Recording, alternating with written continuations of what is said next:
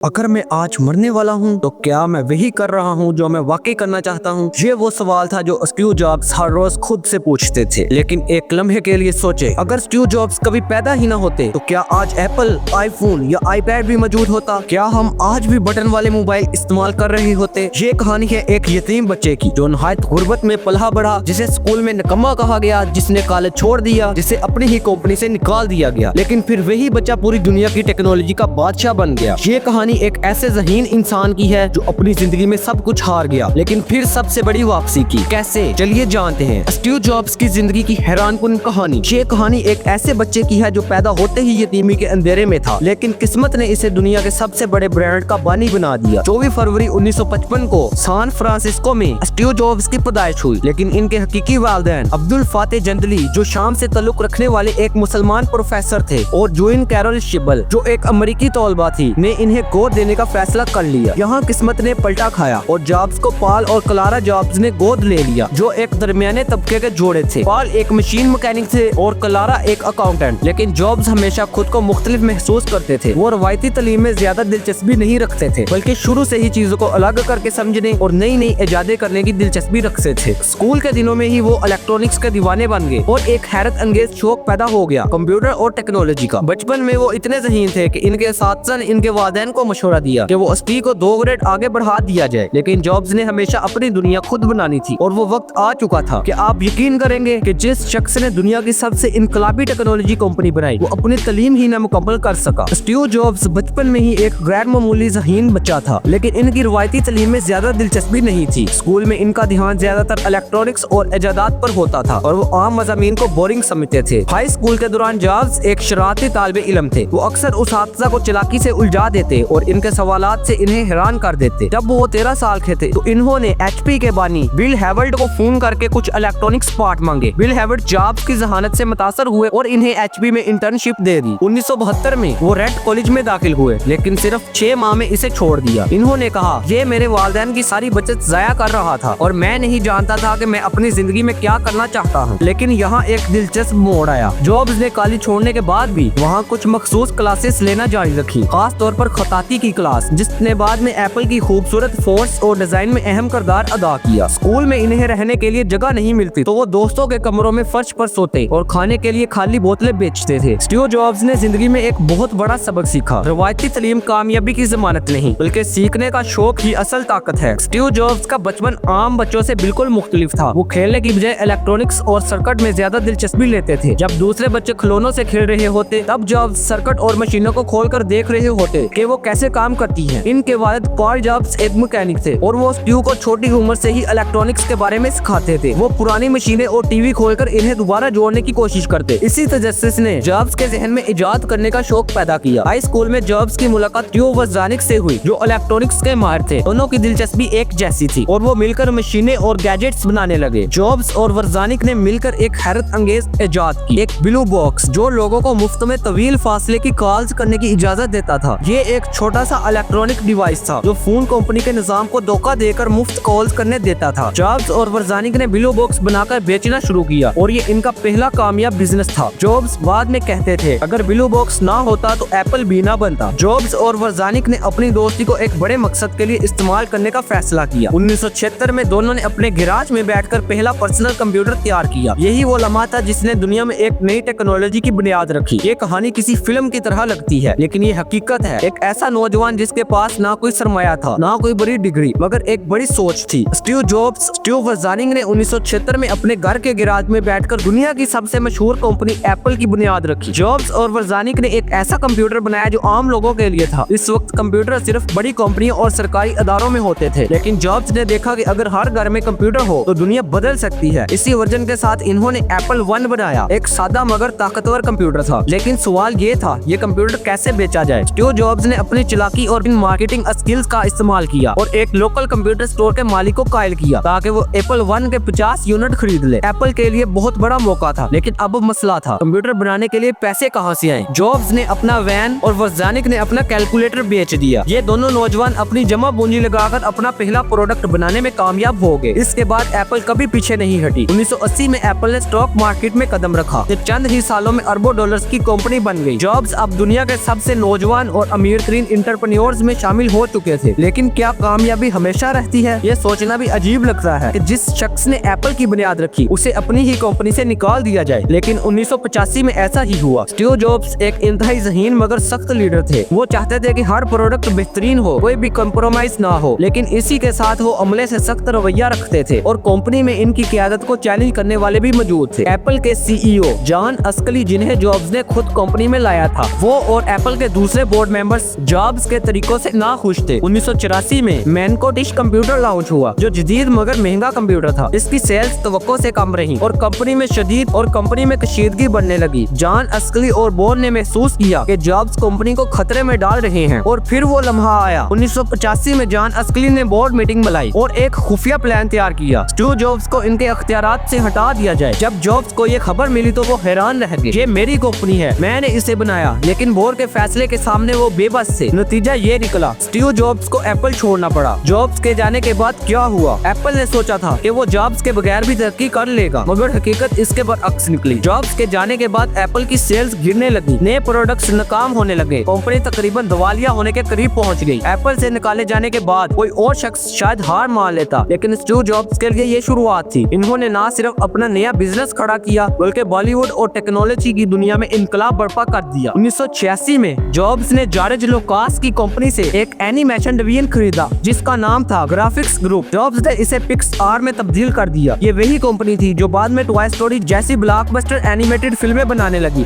लेकिन सवाल ये था, क्या ये तजर्बा कामयाब होगा? टॉय स्टोरी पहली एनिमेटेड फिल्म जिसने दुनिया बदल दी। 1985 में पिक्सआर ने टॉय स्टोरी रिलीज की, जो दुनिया की पहली मुकम्मल एनिमेटेड फिल्म थी। नतीजा ये निकला, इस फिल्म ने $373 मिलियन कमाए, ऑस्कर अवार्ड जीता और पिक्सआर की कीमत अरबों में पहुंच गई। जॉब्स ने फिल्म इंडस्ट्री में भी अपनी दाग बिठा दी। जॉब्स सिर्फ एनिमेशन में ही नहीं, बल्कि टेक्नोलॉजी की दुनिया में भी वापस आना चाहते थे। 1985 में इन्होंने एक नई कंपनी नेक्स्ट बनाई। ये एक जदीद कंप्यूटर कंपनी थी जो ज्यादा पावरफुल और स्मार्ट कंप्यूटर बनाने के लिए तैयार की गई थी। लेकिन क्या ये कामयाब हुई? नेक्स्ट के कंप्यूटर बहुत महंगे थे, इसलिए वो आम मार्केट में नहीं चले, लेकिन ये यूनिवर्सिटीज और रिसर्च सेंटर में बहुत मकबूल हुए। और सबसे बड़ा सरप्राइज, 1990 में दुनिया की पहली वेबसाइट नेक्स्ट के कंप्यूटर पर बनी थी। यहाँ तक कि नेक्स्ट का सॉफ्टवेयर इतना शानदार था कि बाद में एप्पल को मजबूरन इसे खरीदना पड़ा। एप्पल को जॉब्स की दोबारा जरूरत पड़ी। एप्पल जॉब्स के बगैर मसलसल नाकाम हो रहा था और 1996 में दिवालिया होने के करीब पहुंच गया। इस मौका पर एप्पल के पास सिर्फ एक ही रास्ता था, स्टीव जॉब्स को वापस बुलाओ। और फिर 1997 में वो लम्हा आया जिसने पूरी टेक दुनिया को हिला कर रख दिया। जॉब्स एप्पल के CEO बनकर वापस आए। 1997 का साल था। एप्पल तबाही के दहाने पर था। कंपनी को मुसलसल नुकसान हो रहा था, प्रोडक्ट्स नाकाम हो रहे थे और स्टॉक होल्डर मायूस हो चुके थे। लेकिन फिर एक करिश्माती वापसी। एप्पल के डायरेक्टर ने एक मुश्किल मगर जुर्रतमंदाना फैसला किया। जॉब्स को वापस CEO बनाया गया। वापसी के बाद जॉब्स ने क्या किया? सबसे पहले बेकार प्रोडक्ट्स बंद किए। एप्पल को मुनाफा बख्श बनाने के लिए नई हिकमत अमली लाई गई। माइक्रोसॉफ्ट से $150 मिलियन की इन्वेस्टमेंट ली। जी हाँ, माइक्रोसॉफ्ट ने एप्पल को बचाया। लेकिन सबसे अहम, जॉब्स ने एक ऐसा प्रोडक्ट लॉन्च करने का फैसला किया जो दुनिया बदल देगा। iMac, वो कंप्यूटर जिसने एप्पल को जिंदा किया। 1998 में जॉब्स ने मैक लॉन्च किया, जो न सिर्फ तेज बल्कि खूबसूरत भी था। ये पहला कंप्यूटर था जो आम लोग भी इस्तेमाल कर सकते थे। इसको लॉन्च करने के बाद एप्पल की सेल्स आसमान पर पहुंच गई। लेकिन ये तो सिर्फ आगाज था। जॉब्स ने सोचा, लोग म्यूजिक को एक नई तरह से क्यों ना सुने। और फिर आया iPod, 1000 गाने आपकी जेब में। म्यूजिक वर्ल्ड कॉन्फ्रेंस में जब जॉब्स ने iPod निकाला तो पूरा हाल हैरान रह गया। ये प्रोडक्ट एक ऐसा हिट हुआ कि लाखों की तादाद में बिका। 2007 में जॉब्स ने कहा, आज हम 3 जबरदस्त प्रोडक्ट्स लॉन्च कर रहे हैं, एक iPod, एक फोन और एक इंटरनेट कम्युनिकेटर। और फिर इन्होंने राज खोला, ये तीनों चीजें एक ही डिवाइस में हैं। इसे आईफोन कहते हैं। ये स्मार्टफोन की तारीख का सबसे बड़ा लम्हा था। आज आईफोन एप्पल की सबसे बड़ी कमाई का जरिया है। 2011 में जॉब्स को कैंसर हो गया। बीमारी ने इसका साथ छोड़, मगर वो आखिरी वक्त तक काम करते रहे। 5 अक्टूबर 2011 ये वो दिन था जब दुनिया ने एक रोजगार जहन खो दिया। कैलिफोर्निया में अपने घर में स्टीव जॉब्स ने जिंदगी की आखिरी सांसें ली। इनका जिस्म कमजोर हो चुका था, लेकिन इनकी आंखों में अब भी वही चमक मौजूद थी जो हमेशा नए आइडियाज की तलाश में रहती थी। इनके करीबी अफराद के मुताबिक जॉब्स की आखिरी सांसों में इनके मुंह से सिर्फ एक जुमला निकला, ओ वाह, ओ वाह,